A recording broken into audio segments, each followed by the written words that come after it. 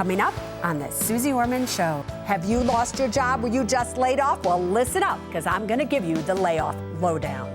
Also, they provided us with an enhanced severance package. You've been a news anchor for 12 years. You've been doing it, girlfriend. Were you just shocked that this happened to you? Susie, when I opened the envelope, I was dumbfounded. And you asked me, can I afford it? I'd like to buy an above-ground swimming pool for our daughter to have some great memories with friends and family. And Susie, we worked so hard on that paperwork for you. Would you please sign it? Do you want me to sign it even if I happen to deny you?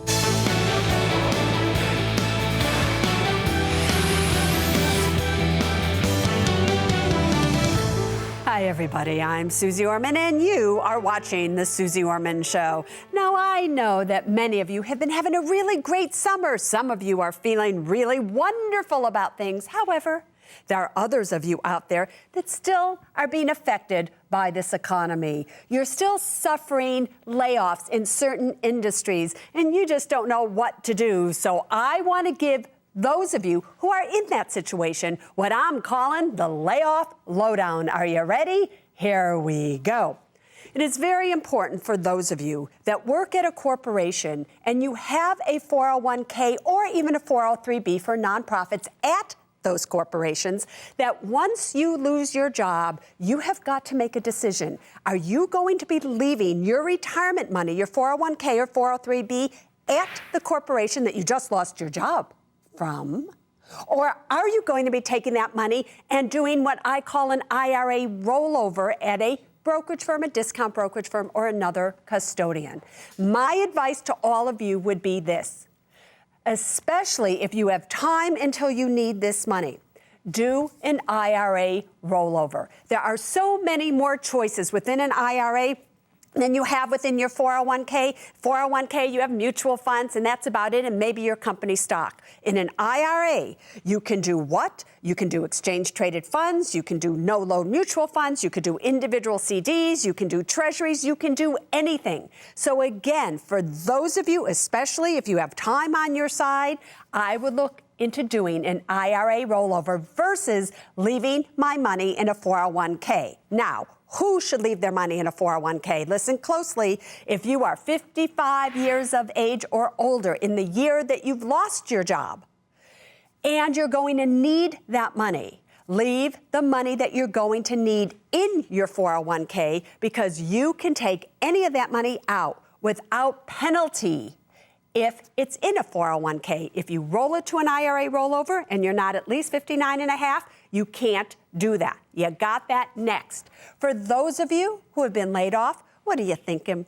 What are you thinking? If you qualify, you should go immediately. You can even do it online. Click, click, click, click. And you should start to collect unemployment. The sooner you do it, the better off you are. Please remember, the first $2,400 of unemployment now is tax-free, but you gotta get money coming in. And number 3, you should absolutely do what? If your corporation has group health insurance, and now you have just been laid off, can you immediately go and apply for COBRA? Currently, COBRA is only 35% of the cost of what it costs your corporation to pay for it. That's not a lot of money for health insurance. The government pays the rest, your corporation pays the rest. So please, everybody, apply for COBRA. Those are 3 things that you should be doing if you get a layoff. And that's what you need to know. Let's go to Donna, our very first guest, who, guess what? Just happened to have been laid off. Welcome to the Suze Orman Show. How are you doing tonight?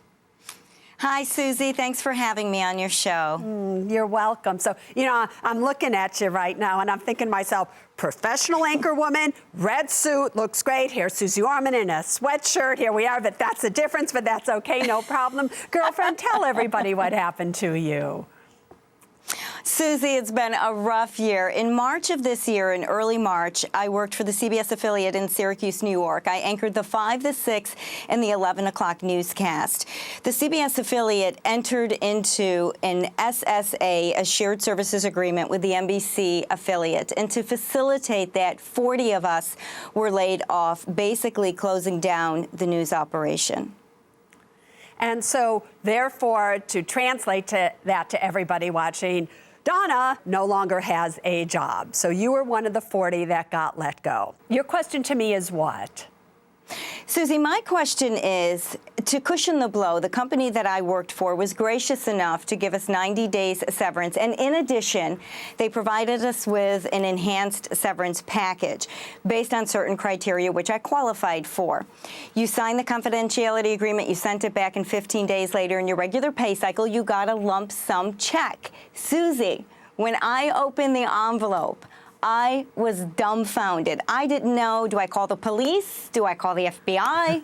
Do I call my mother? So I contacted the Suze Orman Show. My typical tax rate is 28%, which I expected they would withhold 28% in taxes. Instead, they held nearly 50% in taxes. And my question to you is, why was that number so inflated at a time people being laid off need that severance money to get through it? So, Donna, I get that. You know, a long time ago, when I actually was seeing clients, I used to work and do the retirement planning for a company in Northern California called Pacific Gas and Electric, the utility company. And they gave severance to a lot of people. And this was all the way back in the 80s, early 90s. And the same thing happened back then. Every time they opened up the envelope, they were like, oh, where'd all the money go? Here's the thing. It's not just income tax that you owe on that money. You have to pay Social Security tax. You have to pay FICA. You have to pay Medicare. You have to pay everything. So they take it out just in case, number one, you don't have the money to pay your income tax, so they do it for you so you don't get yourself in trouble. And they do all the other taxes in a lump sum as well. And what you don't see in your weekly paycheck is little by little that comes out. But when you're given that large of a check at once, it's still the same percentage. It's just looks like a whole lot more to you because it's such a larger check. So that really can get you. So they're fine. You're in New York. Have you applied yet for unemployment? No, I have not applied yet. I still have another 7 weeks on my contract with the company, and we were told to apply for unemployment. I think it was 2 weeks prior to when that ends. All right, so it is true because you're getting a paycheck from your company. You're still not, you know, officially unemployed. However, do exactly what they say. I also just want to tell everybody that's watching right now, certain states, you can get a lump sum severance and still qualify for unemployment, everybody. I know there's a lot of confusion about this. California, for instance, if you're watching from California, you can get a severance and still get unemployment. But there are other states that if you get a severance, you cannot collect unemployment until over a weekly amount. That severance, according to the unemployment people, has essentially been used up because it will look like you're still employed. So make sure that you all check it out because it depends on the state that you happen to live in. And New York is a good state, by the way, when it comes to that. You can get a lump sum severance and still collect unemployment, but because you are on the payroll, you can't still. However, all right, let's talk for a second. Don, I've been looking at your finances. You're an attractive 48-year-old woman, and you've been a news anchor for 12 years. You've been doing it, girlfriend. Were you just shocked that this happened to you? Because when I look at what you have saved, you have a small 401k. You really only have $30,000 in savings. Your expenses aren't that exorbitant. What happened that you decided to not save money over these last 12 years?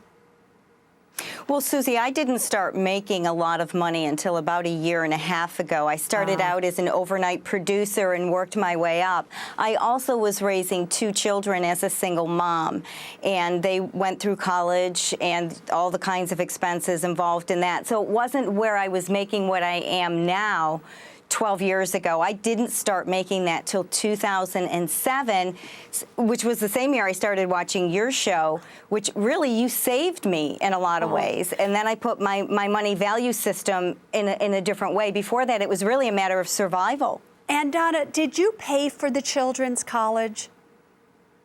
I did pay for a good portion of Vinny's college. All right, so I did not do the same.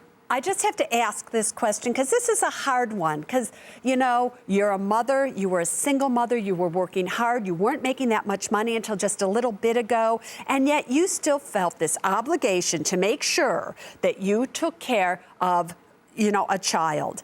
Looking back on it now, really analyzing this as a news anchor, if you were reporting on your own story, here you are, 48 years of age, out of work, not a lot of money in savings, not a lot of money in retirement, now you're unemployed. Your child is still going to be okay no matter what. If you were reporting on it and could turn back the hands of time, would you have done the exact same thing that you did, or would you have taken that money and saved it for yourself to make sure that you were okay? What would you have done, do you think?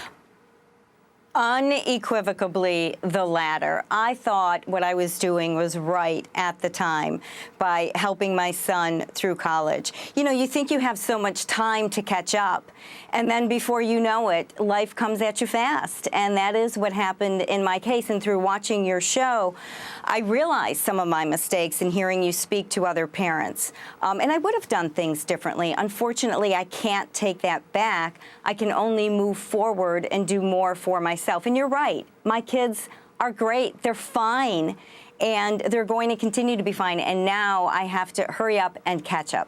All right, so the great thing that comes from this is two things. Number one, people understand that if they're going to get a severance check, please, people, don't think that when your company says to you, bye-bye, you're going to be gone, we're going to give you X amount of money, that you're going to get X. Subtract about 40 to 50% of what they're going to give you, and that gives you a good idea of what you're really going to have to live on. That's number one.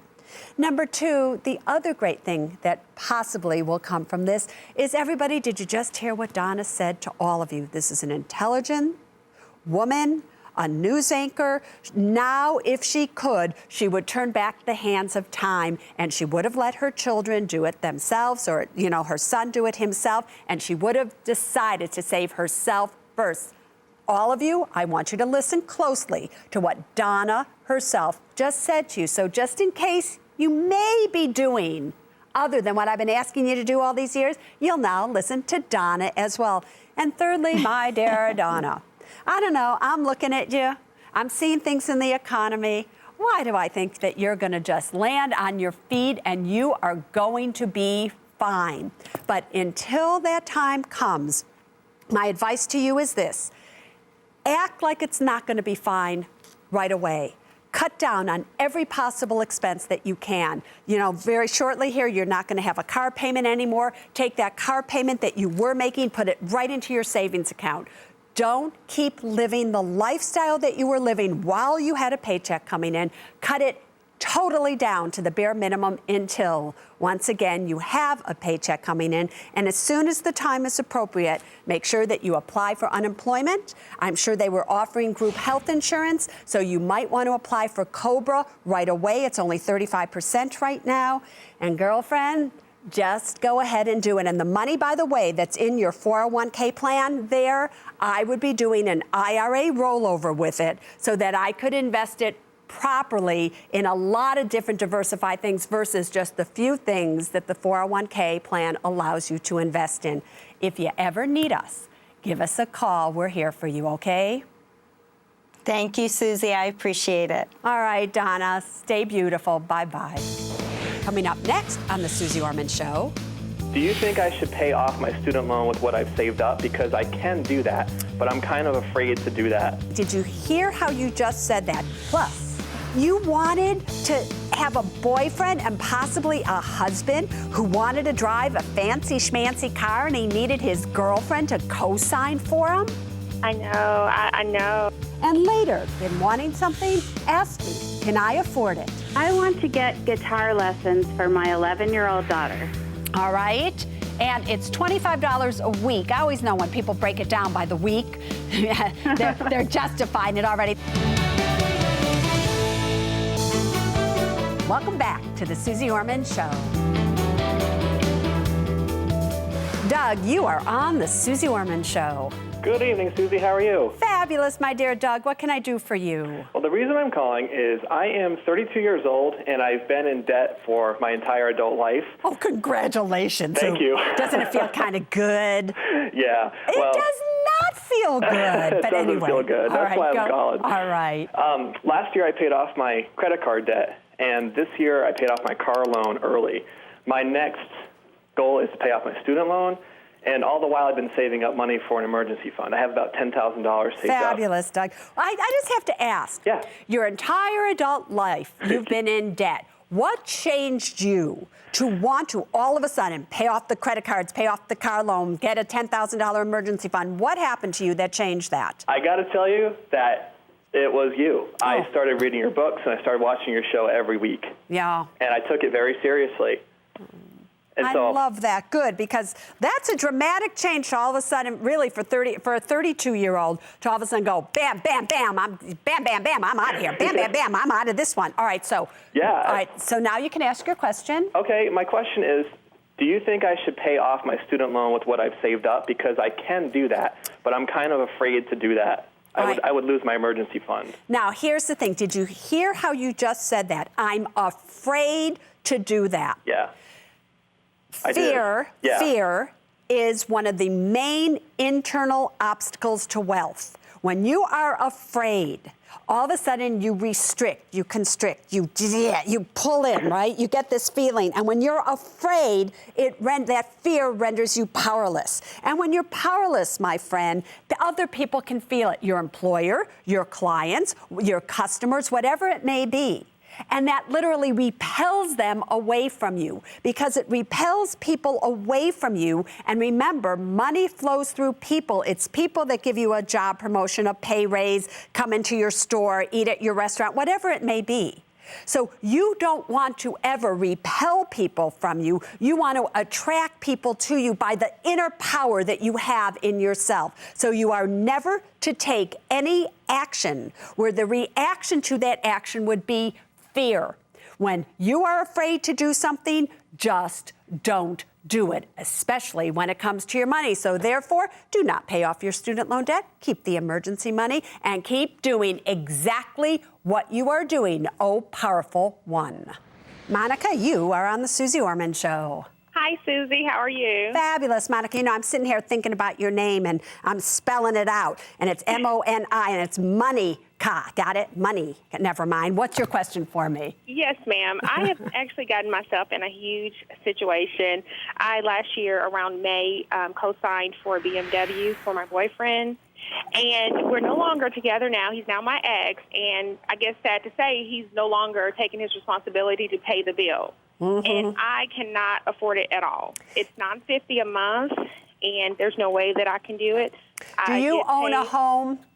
No, ma'am, I don't. Do you have any money whatsoever?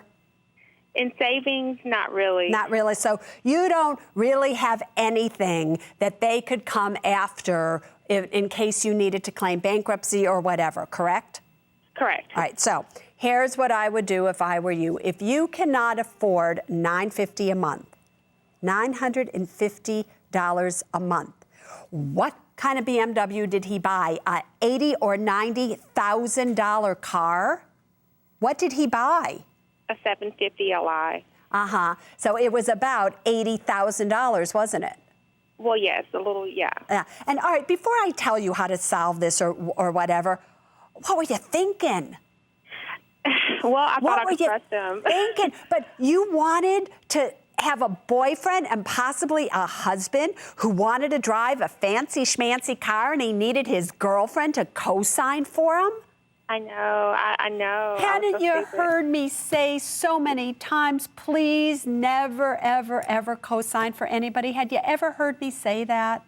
I know, I have. And so you heard me say it and yet you still did it? I thought I could trust him, I guess. Yeah, but this is a major lesson.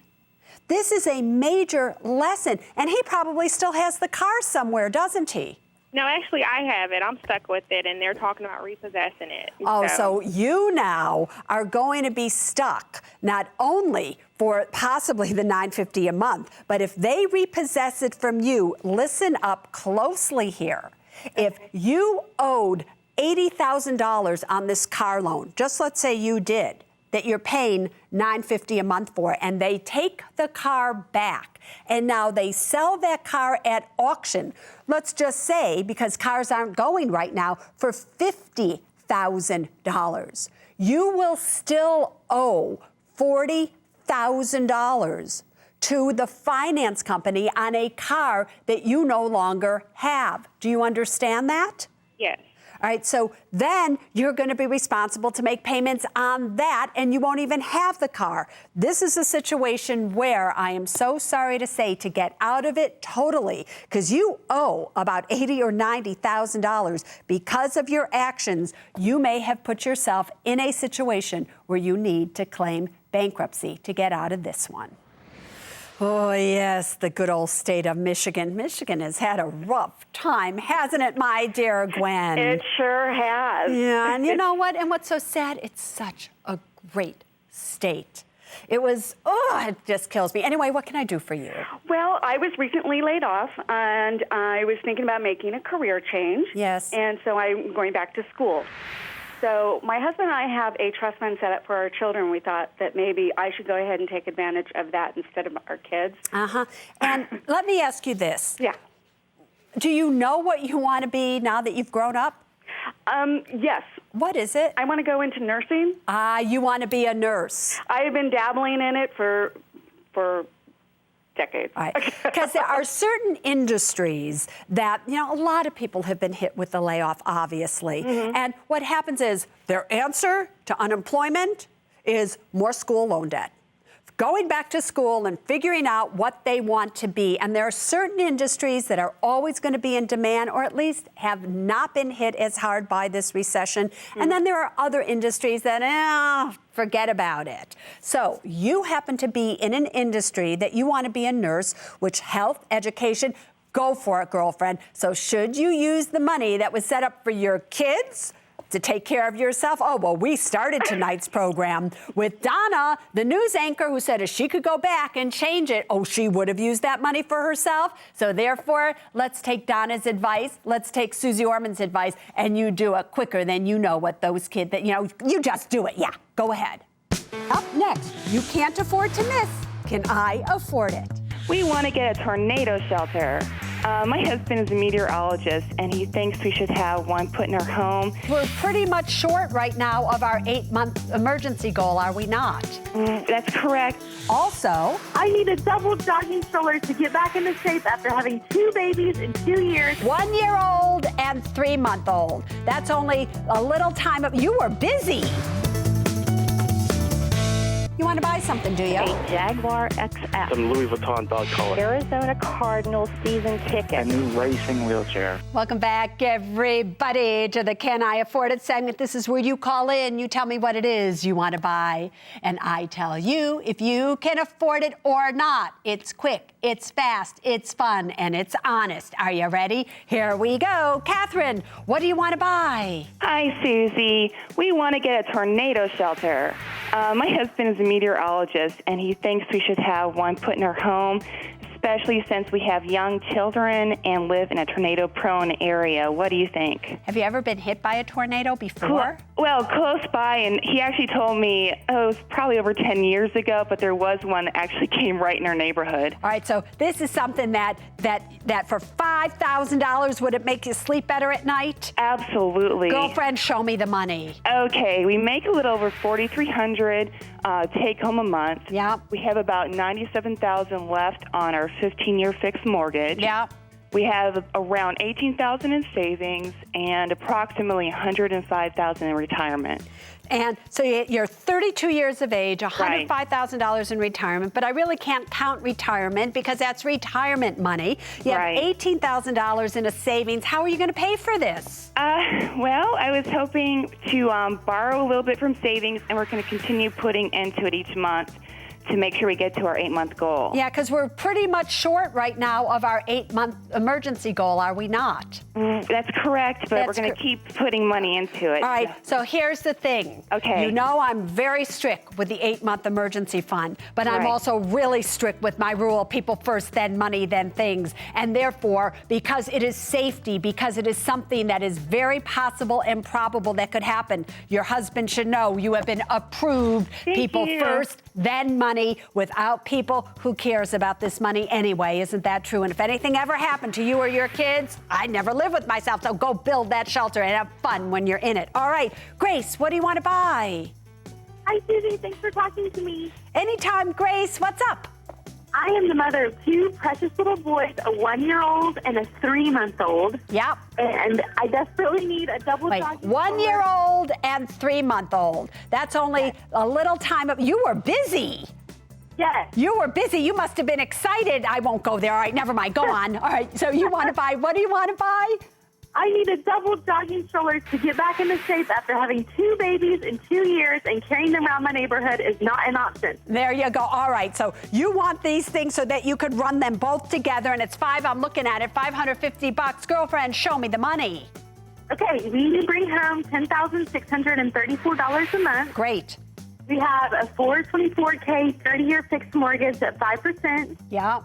And combined, we have $99,000 in student loans at 2.5% and 3.6%. Yeah. And $40,000 in savings. So the truth of the matter is, a quick calculation, you don't have your 8-month emergency fund. You have more debt than you do anything else. And you think $550 isn't a whole lot of money. Now, I'm looking at other notes because, you know, if those of you don't know, I do go through all the numbers before I do the Can I Afford It segment. You also have a whole life insurance policy. Do you not? Yes. And in that whole life insurance policy, you have a $12,000 cash value on it. Do you not? Right. So here's the scoop, girl. You have been approved if and only if you get a term life insurance policy. You put that in place. You cancel the whole life insurance policy. You take $550 from there, get your little stroller so you can get in shape, and then make good use of that money versus wasting that money in that whole life insurance policy. That's what you're going to do. Fernando, what do you want to buy? Hi, Susie. How are you? Fabulous, Fernando. And you? I'm excellent. I want to buy a trip to China. I've had it as a dream and a goal to make it to all 7 continents by 35. I'm partially the way there. I've been to 3, working on my 4th, and I want to make that 4th China. And is this for just you? Are you married? What's the scoop here? Me and my girlfriend, but the cost would just be mine. She would be taking care of hers. You got it. And then eventually, do the 2 of you, are you going to get married? Do you want to buy a home? Do you want to have a kid? Are all those things in the future? Yes. I actually own a home already, and yes, looking at all the other stuff down the road. All right, good. All right, show me the money, boyfriend. I have $44.70 in take home. Yeah. $169 on a 30-year fixed. Yeah. $25,000 on a HELOC. Yeah. $11,000 in student loans. Yeah. $25,000 in savings. And then the one last thing that doesn't really come out in here is I've worked really hard the last couple of years, and I've actually gone from about $60,000 in credit card, student loan, card debt to essentially nothing, and raised my savings from $2,000 to $25,000. And how are you going to pay for this? I was actually a couple different ways. Some of the hotels, I have a point system that I get through my company. Yeah, but still, you said to me when you started, this is going to cost you about $4,500. Where is this $4,500 going to come from? Your savings? Partially, but I'm taking it probably in about 6 months, so I was going to pay pieces of it off in time. All right. Here's the thing. You're 30 years of age. Things are changing right now. You might buy a new home. All these things there. You still have student loan debt. I know this is a goal of yours that you want to have done by the time you're 35, but you have been denied. And the reason that you're denied is you still, in my opinion, do not have enough money as an emergency fund. You're going to be using it up no matter what you say. Even if you're saving more money, you need more money. So what if you don't meet this goal by 35? So what if you see all the continents by the time you're 40 or 45? You'll still be a young whippersnapper. Are you kidding? Denied! right. Okay, Monica, what do you want to buy? Hi, Susie. Thanks so much for taking my call. Anytime. What's up? Tell me. What do you want to buy? I want to get guitar lessons for my 11-year-old daughter. All right. And it's $25 a week. I always know when people break it down by the week, they're justifying it already. Let's just make it simple. It's $100 a month. It's $1,200 a year. Show me the money. Okay. Well, we get $5,840 a month take home from my husband's job. Yeah. We owe $190,000 on our home with a 30-year fixed mortgage of 5.375. Yeah. We have $17,000 in savings, and we have about $77,000 in retirement. Denied. Denied. No. And let me tell you why. Okay. How old are you? I'm 45. You're 45 years of age, and you don't have any money, so to speak. You hardly have anything in retirement for a 45-year-old. You don't have enough in savings for an 8-month emergency fund, and you think $100 here, $100 there. Doesn't matter. It matters big time. You cannot afford it. Oh, go just play ball with her somewhere or whatever it is, but you can't afford it. Pamela, what do you want to buy? Hi, Susie. Well, I'd like to buy an above-ground swimming pool for our daughter to have some great memories as friends and family. And Susie, we worked so hard on that paperwork for you. Would you please sign it so I can show my daughter as she grows up how we put together our expenses? You know, I've looked at this paperwork for you. I have it right in front of me, and I've gone through it carefully. So do you want me to sign it even if I happen to deny you? I'm not saying I'm going to. No, yes, I do, because whatever you say goes. You got it, so I will sign it for you no matter what. Tell everybody your situation. You want to buy a $6,300 pool? Okay. For memories? Okay. Show me the money now. Okay. $41.28 a month combined. Yep. $105,000 on a 30-year fixed mortgage. Great. $77,600 in savings. Great. And $37,500 in retirement. Great. What do you think I'm going to say to you? I think you're going to tell me approved. You know what? You are so wrong. You are denied. What? And what? Listen, you, just like one of our last callers, you're 44 years of age. Oh. You're almost 50. You don't have enough in retirement. Now, let me ask you this. Would you pay $18,000 for that pool?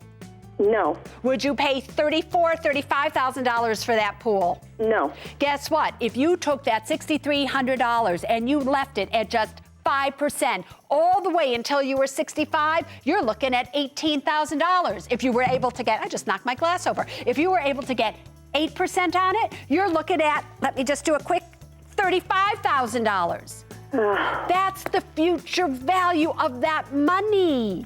I know, but that darn stock market, they took all of our retirement. Yeah, you know? but listen, it's not the darn stock market, it's also what you do. So here's the thing. I love you so much. I have denied you. We're going to swim in money rather than swim in water and watch it just go down the drain. And I'm going to be signing those papers for you. Want to be part of the Can I Afford It segment? Oh, all you have to do is go to my website and you'll find the information you need to know there to play with me here. And now watch, I'm going to sign the paperwork. Ready? Here we go. But you're still denied. Up next, how do you own your piece of real estate? Do you have a home together? Yes, we do. And how do you have title of that home? It's in both of our names. As joint tenancy with right of survivorship, correct? Right. All right. Now you listen to me closely, sir. Welcome back to the Suze Orman Show. Donald is coming to us tonight from Ohio. Sir, what is on your mind? Hi, Susie. My question is, my wife and I have been married for 18 years, and I have 2 children from a previous marriage, and she has 4. And we've filling out your will and trust kit. Yes. And I want to leave 50% of the estate to my 2 kids and 50% to her 4 kids. Yes. And she doesn't think that's right, that she thinks it should be split equal between the 6 kids. Is it the reason that it's not equal is because is your estate larger? Is your estate is combined? It's just that why is it not equal? I don't know. It should be equal. I mean, we both worked all of our lives, and we paid bills So let me equal? ask you this question, because there's even a more important question than that, because that's something you're just going to have to figure out with your wife as to how much each one of these kids get. You never know, she might change her mind and say, you know what, give it all to yours in the end. But however, how do you own your piece of real estate? Do you have a home together? Yes, we do. And how do you have title of that home? It's in both of our names. As joint tenancy with right of survivorship, correct? Right. All right. Now you listen to me closely, sir. Even though you have done the will, the trust, and everything that says, and let's say you changed your mind and it was left equally to all of your children right now. Here's the problem. You die. Now your half of the house goes to your wife, okay? Everything, the house goes to her because title to the house is joint tenancy with right of survivorship, overrides whatever the will may say, so it goes all to her. Now, she has a trust in her name that says assets are to go to the kids, but let's just say a few years from now, she gets married again.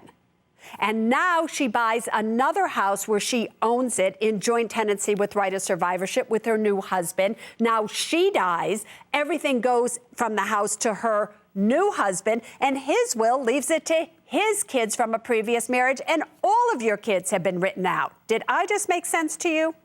Yes. So you have to be very, very careful as to how assets are held in title, when does a will and a trust come into effect, and when does title override the wishes of anything. So plan out more than just you want to leave 50% or everything equal to all these kids. Make sure that in case anything else happens, both sets of kids are always taken care of.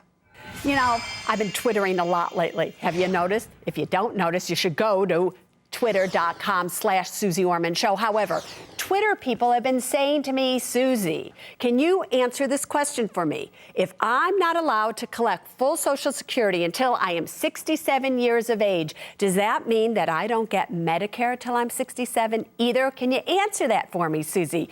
Well, I figured if the Twitter people are wondering, you might be wondering as well, or maybe you have parents that are wondering. So here is the answer to that question. What you need to know is this, that everybody born after 1960, full Social Security age now is 67. It's no longer 65, it's 67. However, it doesn't matter when Social Security full age is. Why? Because once you turn 65, you can start to collect or apply for Medicare in case something happens to you. So Social Security is one thing, Medicare is another. However, while I'm talking about Social Security, a few things that you need to know. Number one, if you get yourself in a situation where later on in life, you're 62, 63, 64, you no longer have a job and you're wondering, should I collect Social Security or should I not? I tend to think it is better to collect Social Security when you are younger than waiting till full Social Security age, unless you are working and you are currently in the year 2009 making more than $14,160 a year. Because if you're making more than $14,160 a year and you are not a full Social Security age, they will dock you $1 for every $2 that you make above that amount of money. And I don't know, might not be worth it. So do the math before you decide to collect Social Security or not if you are working. But once you get to full Social Security age, whatever that may be for you, you can make any amount of money and still collect 100% of your Social Security. Now we know. Up next, email. I'm quite the Twitter queen. So, I know. As a matter of fact, you just reminded me. I'm going to have to remove you from my Twitter because you Twitter so much. My phone's vibrating off the table.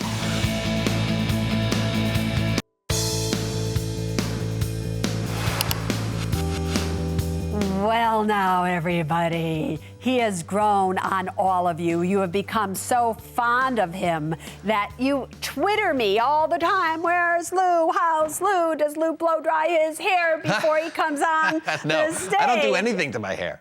They all ask, Nothing. I'm quite the Twitter queen. So, I know. As a matter of fact, you just reminded me. I'm going to have to remove you from my Twitter because you Twitter so much. My phone's vibrating off the table. Do you know why I Twitter so much? Did you just remove me? Yes, gone. Gone. I thought gone.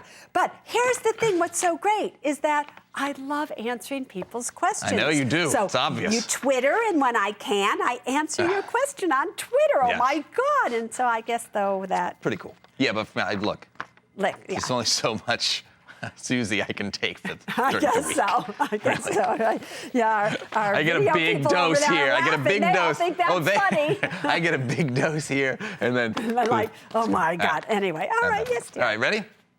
But wait, you don't. Let's set the record straight. Yeah. You don't blow dry your hair before each you know show. what? My hair's short, and it just does this. I do nothing. Yes, Sometimes I condition it when it gets long. Do you have hairspray on it? Nothing. All right, no see? hairspray. Got nothing. that, everybody? Shampoo, the cheapest shampoo I could find, and that's it. And There you this go. is what it does. All It's right. not like it looks good. What They think, that, Lou, they have grown accustomed to your smile. I've Anyway, grown go on them like a fungus. Fungus, yeah. All right. Mold. From Corey, 33, in Atlanta. I have 7 revolving credit cards. All are at 30% of their limit. For example, if one has an $800 limit, I use only $240. Should I pay them off completely or manage the 30% to grow my FICO score? Oh, this one's easy, Corey. You should absolutely pay them off completely. Why? Even though you have 30% debt, what you owe to credit limit ratio, and that's relatively okay, what happens if not by your choosing, but by the credit cards companies choosing, they close down one of your credit cards? That affects all of your others because that increases your overall debt to credit limit ratio when one of your credit limits is closed down. So the way that you protect yourself against that is to not have any debt whatsoever. Because if you have no debt, even if they choose to close down all of your credit limit, it doesn't affect your FICO score because your debt to credit limit ratio stays the same. No debt, who cares about your credit limit? So pay it off, boyfriend. That was good, huh? Yeah, this person, though, was very focused on their FICO score. Like, they're doing this because of their FICO. Focused on their FICO score. Everybody's focused on their FICO score, especially if they're watching the Suze Orman Show. That's true. We need to Twitter about FICO scores. Yes. You really? I Twitter too much? You should Twitter. Look, for me, it's too much. All right, but you're answering people's questions. They love it. They obviously love it. Because more and more every day are signing up. Well, therefore, we better wrap the show so I could run home and I can Twitter. You could be doing it from the desk. No, I don't even bring in my little... Oh, you didn't bring your iPhone with you? No, I don't. When I sit Good, here, you I do you the show. focus on the show. I focus on the show. That is it. And then Good plan. when I go home, twit, twit, twit, twit. Anyway, are you ready to wrap this up, I'm ready. boyfriend? All right. All right. What a show. Show of layoff lowdowns. Don't ever co-sign. Gotta save for your future. Don't spend money on your kids that you might need for yourself one day. Oh, incredible lessons in today's show. But the major lesson of the Suze Orman Show, really, over all these years, has been this.